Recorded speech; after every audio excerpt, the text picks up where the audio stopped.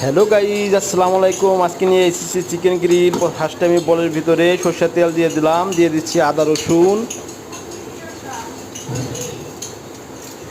দিয়ে দিলাম আদা রসুন। এরপর আমি নিব মরিচের গুঁড়া, প্রায় 2 চামচ মরিচের গুঁড়া নিয়েছি। নিলাম সরিষা বাটা, প্রায় 50 গ্রাম সরিষা আমি ভালো করে ব্লেন্ডার করে নিয়েছি। এরপর সরিষা বাটা দিয়ে দিলাম। দিয়ে দিলাম ধনিয়ার গুঁড়া, দিয়ে দিলাম গরম মশলার গুঁড়া, এই 1 চামচ করে দিয়ে দিয়েছি। দিলাম জিরার গুঁড়া, জিরার গুঁড়াটা 2 চামচ দিয়ে দিলাম।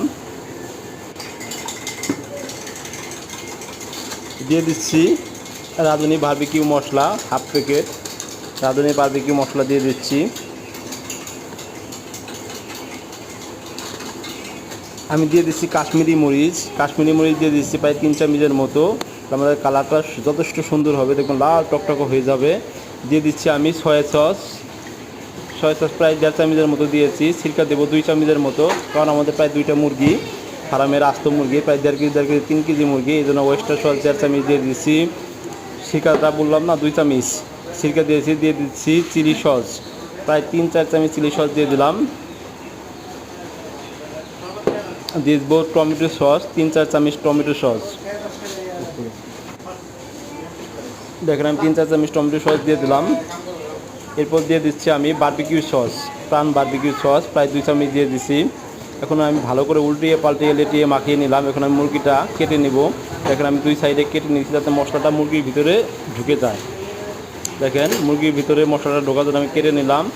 আমি কাঁটা চামচ দিয়ে ভালো করে কুচিয়ে নিয়েছি। এখন আমি মুরগিটাকে উল্টিয়ে পাল্টিয়ে ভালো করে মাখাইলাম। দেখেন আমাদের কালারটা একবারে লাল টসটসা হয়ে গেছে, কত সুন্দর দেখতে পাচ্ছেন।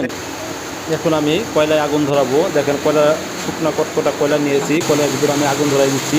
এখানে আমাদের কয়লায় আগুনটা ধরে গেছে। গ্রিলটা কয়লার উপরে একটা দিয়ে দিলাম। দেখেন এটা আমাদের গ্রিলের চুলা, রেডিমেড কেনা। দেখেন আমি গ্রিলের চুলার ভিতরে গ্রিলগুলো দিয়ে দিচ্ছি, উল্টিয়ে দিচ্ছি। দেখেন আমাদের কালারগুলো আস্তে আস্তে মধ্যে কয়লাটা জ্বলতেছে, আর কালারটা কত সুন্দর হচ্ছে, বাইরের গ্রিলের চেয়েও অনেক সুন্দর দেখা যাচ্ছে। দেখেন আমাদের গ্রিলটা কত সুন্দর। দেখেন আমাদের গ্রিলটা প্রায় হওয়ার পথে, আমি উল্টিয়ে দিয়েছি। দেখেছেন গ্রিলের কালারটা সুন্দর, আস্তে আস্তে হিট দিয়ে রেখেছি, কোনো সম্ভাবনাই নাই।